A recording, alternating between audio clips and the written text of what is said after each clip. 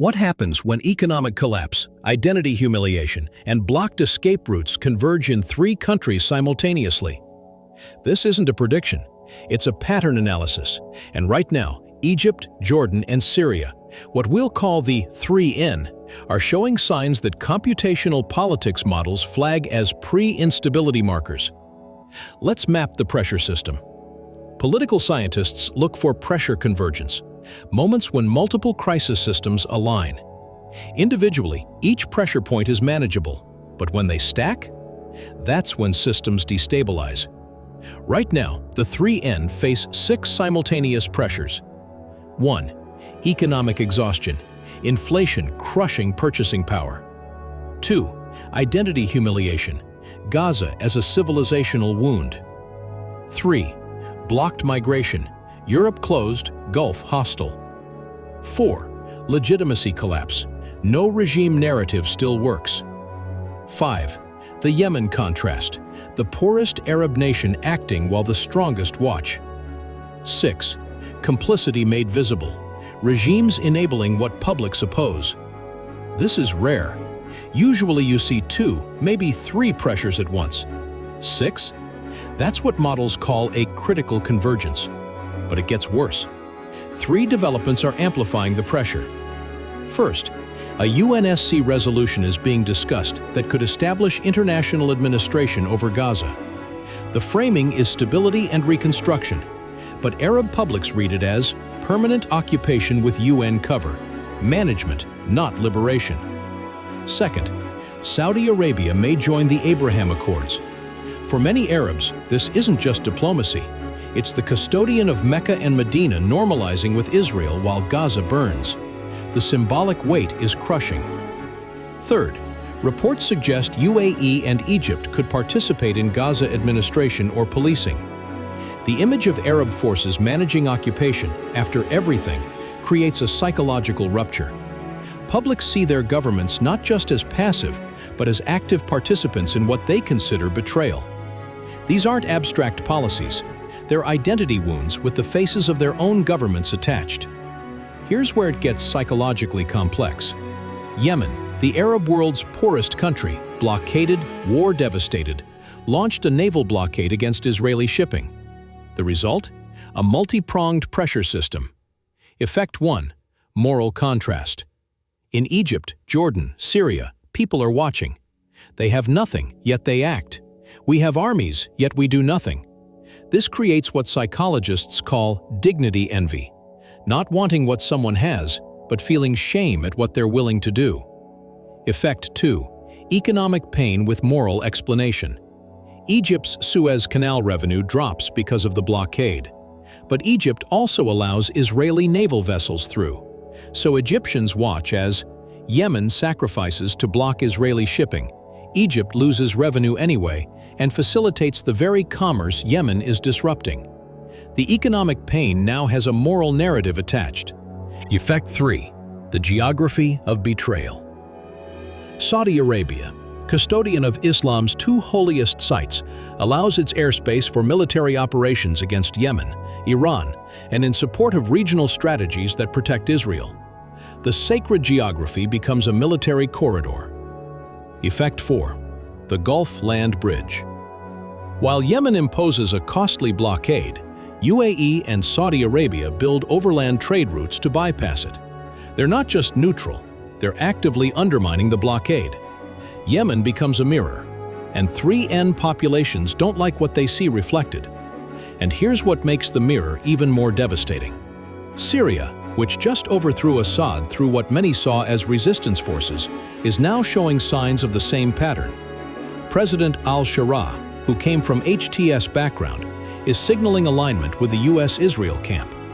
Think about what this means psychologically.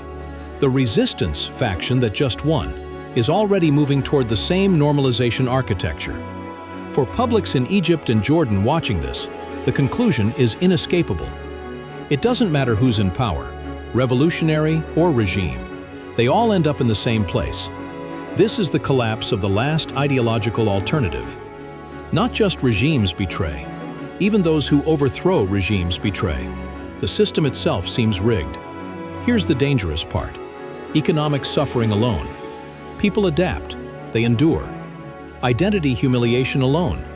People compartmentalize.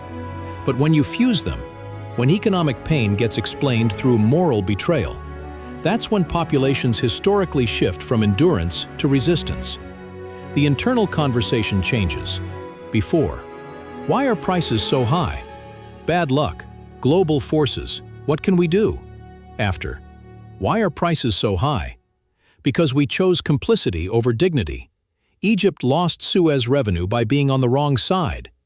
Saudi Arabia is trading Mecca's moral authority for normalization. Our governments will police Gaza for them. Even Syria's revolution ended up in the same place. This is psychologically harder to accept. Inevitable suffering can be endured. Self-inflicted suffering creates rage. Political instability has a release valve: emigration. When things get bad, people leave. Pressure exports itself. But watch what's happening. Europe. Post-2015, borders tightened. Far-right pressure rising. Migration routes closing. Gulf states. Despite labor demand, political hostility makes 3N citizens unwelcome in ways they weren't before. Illegal migration. Still attempted, but young Arabs are being turned back, deported, humiliated. They return home having spent savings, exhausted networks, and lost hope. Historical pattern. Revolutions don't happen when things are worst. They happen when the last alternative disappears. When exit routes close, internal pressure has nowhere to go. Now here's the complication, and this is critical.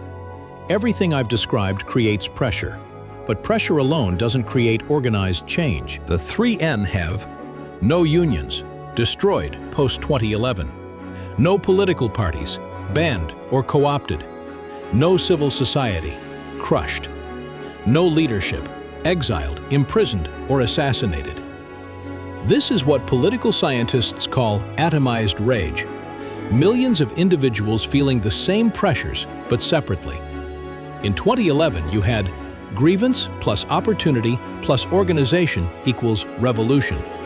Today, you have grievance plus opportunity minus organization equals riots. So, does this mean nothing will happen? Not necessarily. Sometimes systems self-organize. Mosques become focal points. Funerals create gatherings. Economic choke points, bread lines, gas stations become spontaneous meeting grounds. And social media, despite surveillance, can coordinate in ways that surprise everyone. But without organization, any mobilization will likely be sporadic, localized, vulnerable to repression, and quick to exhaust. Unless something changes that variable. Here's the ultimate variable. What do the security forces do? Regimes survive when police follow orders. They fall when security forces refuse or defect. Egypt, 2011. Military chose not to shoot. Regime fell. Jordan, 2011. Security held. Regime survived. And here's the recent proof. Syria's security apparatus collapsed when HTS took Damascus. Assad's unshakable Alawite core fractured in days.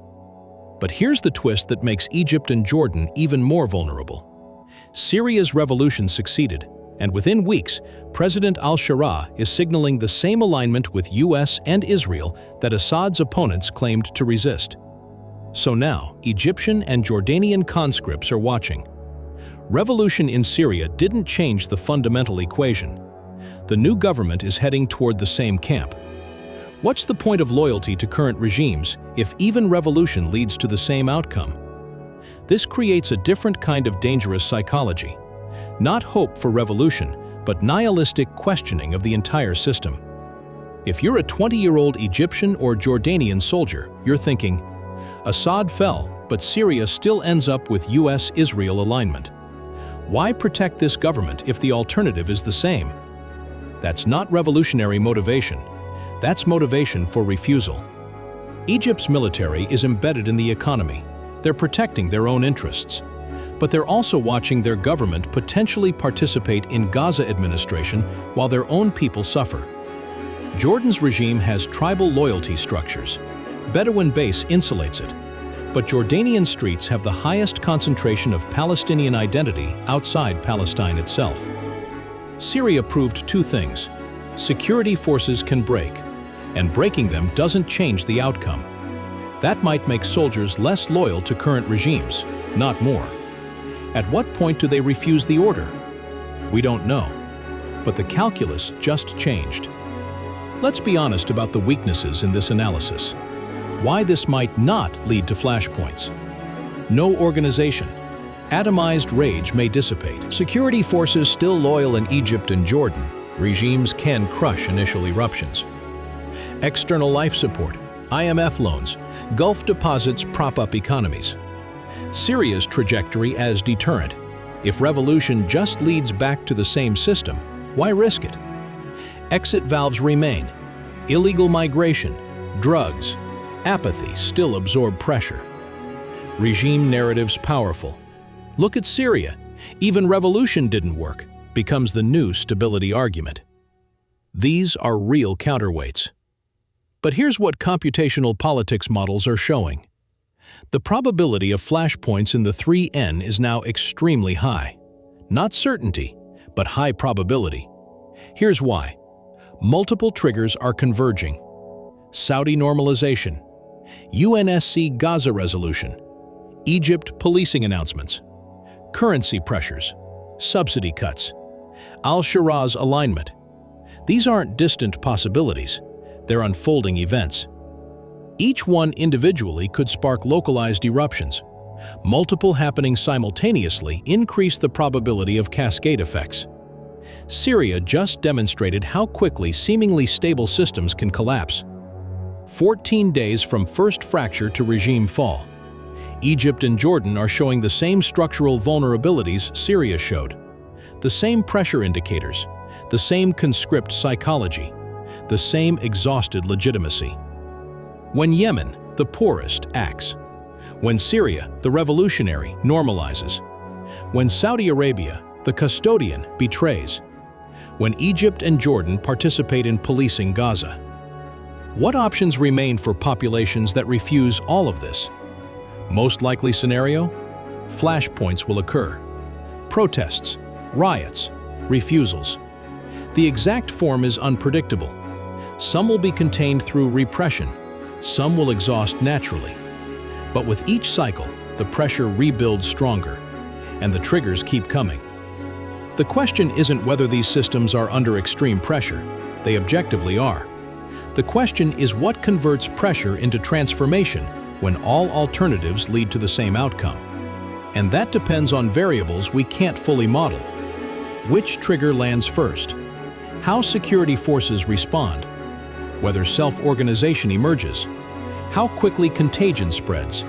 Whether external powers intervene? And whether a generation decides the cost of refusal is lower than the cost of compliance. History doesn't repeat, but patterns rhyme. Egypt and Jordan are showing a pattern that political scientists recognize.